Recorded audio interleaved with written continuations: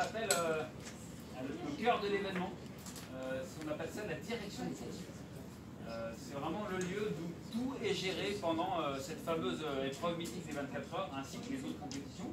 Puisque quelqu'un m'a demandé, mais on n'a pas que les 24 heures du Mans ici, on a aussi les 24 heures moto, on a le championnat du monde moto, il y a des 24 heures roller, il y a des 24 heures Solex, il y a 24 heures vélo, toutes sortes de 24 heures. C'est le PC commandement, ce qu'on appelle, qui est réparti sur différentes zones. Alors déjà, les écrans que vous avez en face de vous, comme vous pouvez le voir, tiens, là on voit à droite par exemple, là il y a des personnes qui sont en train de faire de l'entretien, on voit des véhicules qui passent. Il y a exactement la même chose, tous les écrans que vous avez ici sur les deux premières rangées, au rez-de-chaussée. Où aujourd'hui, il y avait deux chefs de file qui sont en liaison radio avec nous, liaison avec le PC médical pour assurer notre sécurité. Vous regardez évoluer sur le tracé aussi. Plus nos yeux qui sont disposés dans les différents virages avec les drapeaux comme vous avez pu le voir. Et en plus, pendant la course, donc vous avez tous les écrans du bas qui sont là aujourd'hui éteints. Ben, tout simplement, c'est que le tracé des 24 heures, il est beaucoup plus loin, il emprunte une partie de nationale.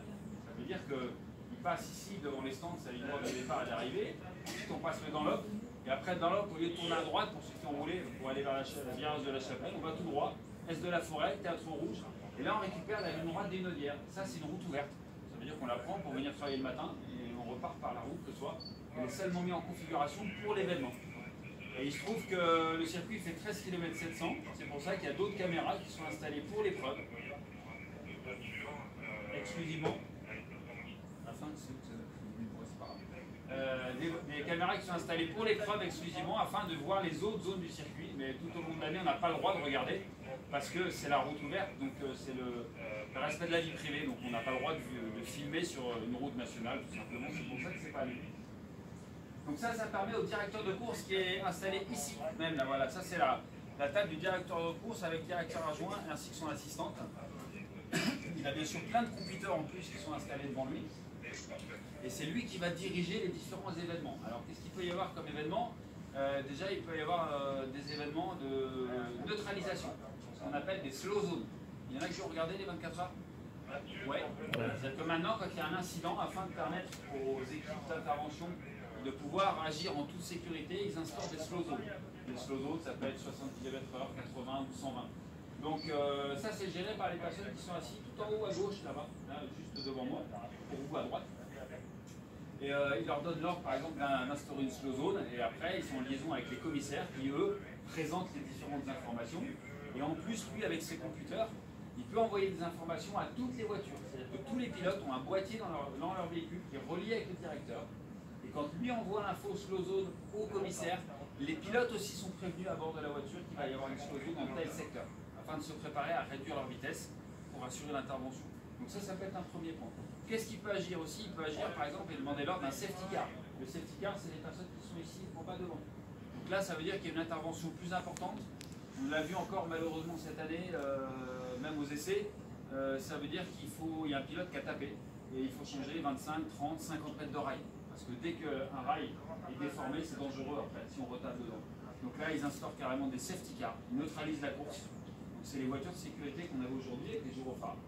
Il y a 3 safety cars qui rentrent ensemble sur le circuit, et ils sont gérés par ces personnes. Alors ça paraît simple, finalement c'est très compliqué. Pourquoi? Parce que les 3 safety cars rentrent en même temps, mais ils doivent exactement garder la même distance et rentrer en même temps pour ne pas pénaliser un ou un autre concurrent. Dire qu'on ne va pas avoir un safety car qui roule plus vite qu'un autre par exemple. Donc c'est pour ça que c'est géré avec maintenant des puces. Ils ont des computers et ils voient exactement les distances de chaque voiture, les voitures qui se déplacent afin de gérer tout ça. Deuxième point. Troisième point, vous avez ici les personnes qui sont juste devant moi avec notamment des commandes, des pupitres. Eux ils gèrent tout ce qui est caméra. Par exemple, le commissaire veut dans tel virage agrandir un peu, ou alors on tourne les caméras, il y a quelqu'un qui est sorti, donc ça c'est eux qui gèrent tout ça. La vidéo en fin de compte du circuit. Tout ça c'est couplé avec une autre personne qui est juste derrière là-bas, et qui gère cet écran tout en haut. Le commissaire, pour ceux qui ont regardé déjà la course des 24 heures, des fois ça passe sur des caméras embarquées. Vous avez vu non? On est dans la voiture. Alors bien sûr, ça c'est les médias, des fois ils passent des caméras embarquées, mais ça peut être aussi le directeur de course qui demande à la télé de passer sur caméra embarquée, sur telle voiture. Parce que lui, ses caméras sont fixes alors que les caméras embarquées sont mobiles.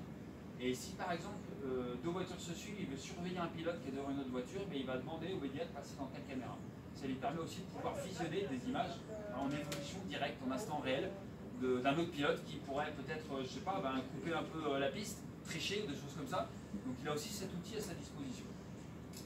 Après, quand on remonte ici en haut, tout en haut, c'est ce qu'on appelle les mains courantes.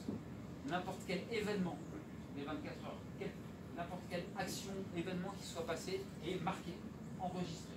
Ça veut dire qu'ils peuvent retracer à la seconde près tout ce qui s'est passé pendant les 24 heures. Tout ça, c'est pour assurer je dirais le côté équitable pour tous les concurrents. Et s'il y en a un qui porte plainte, réclamation, parce qu'il considère qu'il y en a un autre qui a fait une faute, et bien à ce moment-là, ils sont capables de retracer tous les événements afin de voir s'il faut prendre une sanction ou pas. Voilà un petit peu le poste de ces personnes. Et après, je vais terminer avec les personnes qui sont juste là en face, en haut. Ça, c'est une partie est en liaison avec le PC sécurité extérieure. Ça veut dire qu'ils assurent la sécurité, notamment médicale, gendarmerie, voilà. C'est énormément de monde pour gérer l'événement. Il y a un PC sécurité pour l'épreuve, l'événement, et il y a un PC sécurité pour le public. Parce que les 24 heures, c'est plus de 275 000 personnes sur la semaine. Donc vous imaginez qu'il y a une logistique à mettre en place. Et puis les derniers qui sont là, il y en a un. Alors ils nous ont changé les téléphones, c'est dommage, mais vous avez un téléphone qui est là tout seul. Alors avant, on avait un vieux téléphone rouge, vous vous rappelez, avec la petite molette qui tournait, comme à l'époque. Et ils l'ont changé cette année, c'est tout nouveau. Alors il était tout rouge. Et pourquoi? Parce que c'était le téléphone en liaison avec le préfet. Il faut savoir qu'il n'y a que le préfet qui peut donner l'ordre d'interrompre la course des 24 heures du jour. L'organisateur ne l'interrompra jamais. La raison, elle est très simple. C'est qu'on a vu malheureusement en 55 un accident dramatique à l'époque où il y a eu énormément de morts parce qu'une voiture avec le moteur a terminé dans le public. Et si, pour ceux qui se rappellent de l'histoire, la course n'a pas été arrêtée. Et ils n'arrêteront jamais la course, sauf vraiment cas de force majeure mais exceptionnelle. La raison, c'est que si jamais il y a un incident sur le circuit, il faut laisser la course continuer pour que le public ne s'aperçoive de rien. Parce que quand vous vous faites déplacer à travers, on a sur site un minimum de 120 000 personnes en même temps. C'est le minimum qu'on a. Si jamais vous générez un mouvement de panique suite à un incident, les secours ne peuvent plus intervenir. Donc même s'il y a un énorme accident, eh bien, les personnes qui sont à l'autre bout du circuit, ils vont couper les caméras, ils vont couper les écrans pour pas qu'ils soient au courant, pour pas générer de mouvement de panique, afin de pouvoir intervenir et porter secours par exemple en cas d'incident. Donc voilà, vous imaginez cette machine de guerre. C'est 1600 commissaires, un petit peu plus de 6000 personnes qui travaillent pour l'organisation de cette épreuve. Des questions? Non? Ça va? Alors après, vous avez une petite partie derrière avec des canapés, ça c'est pour le directeur de course quand il souhaite se reposer légèrement. C'est son assistant qui reste là présent. Bon, Eduardo, il faut savoir que sur les 24 heures, il va dormir 2 minutes 30. Il reste tout le temps là, voilà, pendant 24 heures, c'est sur la course. Il le fait très bien maintenant depuis plus d'une dizaine d'années d'ailleurs. Et je vais vous inviter à vous retourner, je vais passer derrière, on va regarder le tableau qui est situé juste derrière vous, qui est le tracé des 24 heures.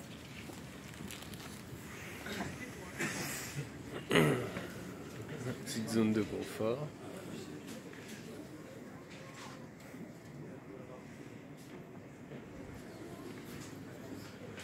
Comment? Ah oui, ouais, quelqu'un me demandait, oui, moi j'ai fait le Mans en 98 et en 99. Alors 99, ça doit rappeler des souvenirs à certains de grandes années. La Mercedes qui s'est envolée pas, oui. Voilà, il y avait la Mercedes qui avait décollé après. Il y en avait 3. Après l'arnage. Il y en a une aux essais, une au warm-up Après Mulsanne. Et une en course. Alors pour l'histoire, j'ai roulé dans cette voiture. Moi j'ai roulé au mois de février dans cette auto parce que j'ai été sélectionné par Mercedes. Et il m'avait pris en test à Dijon pour faire un test de sélection pour rouler dans cette voiture. Je vous raconte pas, à 270 km/h, la voiture se mettait à taper de l'avant. C'était juste une horreur. Je suis parti un tour. J'ai fait une ligne droite, donc on prenait à Dijon 340, presque 350. Je suis rentré au stand et j'ai dit à l'ingénieur, mais c'est pas possible, il y a un problème sur la voiture, elle est trop souple devant, on tape, c'est dangereux. Et lui m'a dit, non, la voiture elle roule comme ça. Et là il m'a mis 4 pneus neufs, il m'a dit maintenant tu pars pour un run de 50 tours. Bon, j'avais la SAI, je suis parti, j'ai fait les 50 tours, et à la fin ils m'ont dit, bon bah, on te prend pour les 24 heures, et là j'ai dit, bah non, je fais pas la course avec vous. Et du coup cette année-là, j'ai eu la chance de le faire avec Henri Pescarolo sur une Courage Porsche. C'est la dernière année où il a fait le Mans et Et on était 4e jusqu'à 1h30 d'arrivée, on casse un porte-maillot et finalement on passe un peu de temps ensemble, on termine 9e. Donc c'était plutôt une bonne décision. Et puis eux ils se sont envolés, ils ont raté la course. Sur ce coup-là, je n'étais pas trop loupé. Ouais, j'ai fait le Mans en 99. Non, MPV 22, c'était à peu près là. Comment? Ils s'étaient envolés là. Alors, là, il y en a deux qui se sont envolés là, la bosse de Mulsanne. Et la dernière, c'était un peu plus, ici, voilà, non, ici à la deuxième bosse. Voilà. Et par chance, ils avaient coupé dans les sapins, sapins des l'hiver petits d'avant. kékés. Les sapins étaient tout petits, du coup, ils atterrissent dans des sapins et le pilote, il n'a rien eu. Il n'a rien du tout. Alors, on revient au circuit. On se trouve actuellement ici, direction de course. Donc là, ça, c'est la partie que vous avez faite aujourd'hui avec le fameux mythique pont d'Enlope. Hein, donc vous êtes passé dessous, sauf qu'aujourd'hui on tourne à droite et là pour les 24 heures on continue tout droit, on va prendre l'Est de la Forêt, Théâtre Rouge et là on attaque la ligne droite du Naudière, 7 km de ligne droite, alors il y a 2 chicanes, je reviendrai dans un instant.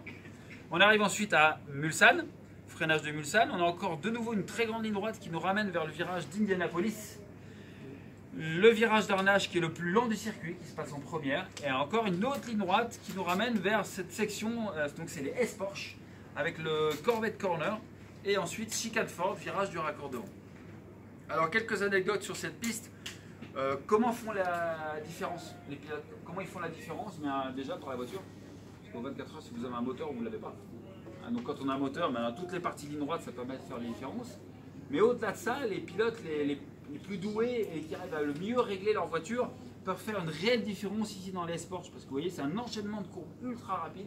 Donc là, ils arrivent à faire une différence. La particularité de cette piste, si vous avez déjà regardé les images vidéo, c'est que là, aujourd'hui, la piste, elle fait 12 mètres de large. Et vous avez vu, il y a d'énormes dégagements. Mais pour vous donner une ordre d'idée, ici, la piste, elle fait 12 mètres, mais il n'y a pas de dégagement. Ça veut dire que s'il se loupe, il tape. Donc c'est ultra sélectif. On n'a pas le droit à l'erreur. C'est là où les pilotes peuvent faire un petit peu la différence. Vitesse de pointe, 350 km/h, 335 km/h, 330 km/h, 345 km/h, 335 km/h et là on arrive qu'à 285. Et la ligne droite des stands avec la courbe d'Enlope que vous avez pris tous aujourd'hui. La courbe là en LMP1, même en LMP d'ailleurs, mais en LMP1 ça se passe à fond à 275 km/h. Un petit peu un écart. Les voitures, on parle aujourd'hui de l'ordre de plus de 1000 chevaux. On ne sait pas, c'est secret. On ne serait pas loin des 1200 chevaux. Avec des voitures pour les Porsche par exemple qui ont 2 moteurs électriques à l'avant, un moteur thermique à l'arrière. Alors c'est un tout petit moteur sur la Porsche qui a gagné cette année. C'est un 4 cylindres, 2,5 litres, biturbo. Donc c'est vraiment un tout petit moteur. Et avec les moteurs électriques, donc, il développe plus de 1000 chevaux. Record du tour battu cette année, 3 minutes 14 points, je sais plus. Ouais, 3 minutes 14.7. Vitesse moyenne au tour, on est un petit peu plus de 250 km/h de vitesse moyenne. Donc ça vous laisse un peu imaginer, ça va vite. C'est pas une course d'endurance, c'est à fond, tout le temps. Donc c'est ça qui devient magique sur le Mans, c'est que voilà, on sollicite la mécanique, les pilotes, la technologie. Et les 2 lignes droites ont été implantées justement en 1990. Il y en a qui savent pourquoi. Oui, parce qu'au bout, ils s'arrêtaient pas en 400, plus de 400. Oui, Encore c'est 405. ah, record, Ouais, 405 km/h. Sur la Alors 9, pourquoi? 205 peut-être. Il y en a qui savent pourquoi? Hein? C'était pour vendre des Peugeot. C'est l'année de sortie de la 405 M16. C'est la bonne réponse, tout simplement. Record officieux? 425, je crois. Non. Sur Rondo. Non, c'est la même voiture. C'est la WM moteur Peugeot, 417 km/h record officieux aux essais. Voilà, les ingénieurs et les organisateurs ont décidé de mettre des chicanes parce que ça allait trop vite. Ils parlaient de vitesse à très court terme, 2-3 ans après, de l'ordre de 450 km/h. À l'époque, un Boeing 747, ça décollait à 380 chargé, avec des soupes complets, kérosène. Donc vous imaginez, ça allait beaucoup trop vite, mais malgré tout, ils réduisent les performances, ils mettent des virages, mais on va toujours plus vite. On va toujours plus vite. Et la moyenne est maintenant encore plus élevée qu'avec les chicanes, tout simplement. D'autres questions? Parce que si vous ne m'arrêtez pas, je renvoie ce stage qui est mieux. Ça ferait mieux. Comment? Ça ferait mieux. Avec? J'augmente les vitesses, mais aujourd'hui. Alors pourquoi? Oui, ça freine mieux, bien sûr. Aujourd'hui, on a des freins carbone, donc du coup, ça freine plus tard. On voit qu'on fait les 24 heures avec le même système de freinage, même si cette année, ça a été très dur avec la chaleur. On a vu quelques équipes qui ont des problèmes. Si vous avez vu dernier tour en GT Corvette Aston Martin, la Corvette ils perdent parce qu'ils ont des problèmes de frein au dernier tour. Et, alors le côté magique de l'histoire, c'est 23h58 minutes et le premier et le deuxième se tiennent en 2 secondes et demie. même pas. Donc c'est juste magique. En F1, ils auraient déjà 40 tours de retard, voire des années-lumière. Donc c'est la course des 24 heures qui est d'endurance, qui fait que 24 heures de voiture sont encore très proches. Mais voilà, ils ont perdu la course Corvette à cause de ça. Ils méritaient de gagner, mais bon, c'est le jeu. L'année dernière, Toyota a perdu à 3 minutes de l'arrivée. Ils avaient 50 secondes d'avance, mais pour gagner une course, il faut passer la ligne d'arrivée. Bon, Statin ont perdu, c'était pour d'autres raisons. Ils n'ont pas été très bons. Les Porsche a été meilleurs qu'eux. Vous avez vu quand même la Porsche cette année? Ils tombent en panne, c'est qu'ils gagnent. Ils passent 1h35 au stand. Ils repartent 56e après 3 heures de course. Là, ils se disent tout est perdu et ils gagnent. Imaginez, on aurait voulu écrire le scénario, on n'y aurait même pas pensé. C'est impossible de penser à un truc pareil. Les LMP2 devant aussi. sur le podium. Michel Vaillant Vaillant a failli gagner. ouais, Michel Vaillant a fait gagner. Malheureusement, ils ont été déclassés. C'est dommage, mais bon. Non, il y a un problème à Ouais. terme sur le LMP1 hybride. Comment? Il y a un problème à terme avec les LMP1 hybrides. Non, il n'y a pas de problème, pas réellement de problème, c'est qu'ils poussent tellement la technologie que bon, on peut concevoir qu'il y a des pannes. Cette technologie est quand même intéressante parce que c'est ce qu'on va retrouver sur les autos tous les jours dans un futur trop proche. Les essuie-glaces, ça vient des 24 heures du Mans, juste pour vous donner une idée. Les freins à disque, ça vient des 24 heures du Mans. Donc c'est ça qui est intéressant. Après, les LMP1 resteront toujours plus rapides que les LMP2. Là, il y a eu un concours de circonstances qui fait qu'ils ont tous eu des problèmes mécaniques. Mais malgré tout, ils repartent 56e avec je ne sais plus combien de tours de retard. Ils avaient 35 tours de retard. Ils gagnent quand même. Donc les LMP1 resteront quand même les LMP1. Et c'est bien d'avoir des LMP2 avec des budgets moins importants qui permettent à des passionnés et d'autres personnes de pouvoir accéder aux 24 heures. Parce que si on n'avait que des P1, tu auras 5 voitures sur la grille. Et là, il n'y aura pas de 24 heures de Mans. Tout simplement. Hein? V6 cette année. Ouais, enfin la 5e. La 6e, oui, d'accord. D'ailleurs, il ne sera pas sorti au 3e virage, il gagne la course. Hein. Il y avait une LP1 privée, et ils se sont tapés au 3e virage. C'est ok? Ça va? Eh bien, merci à vous en tout cas. Ça a été un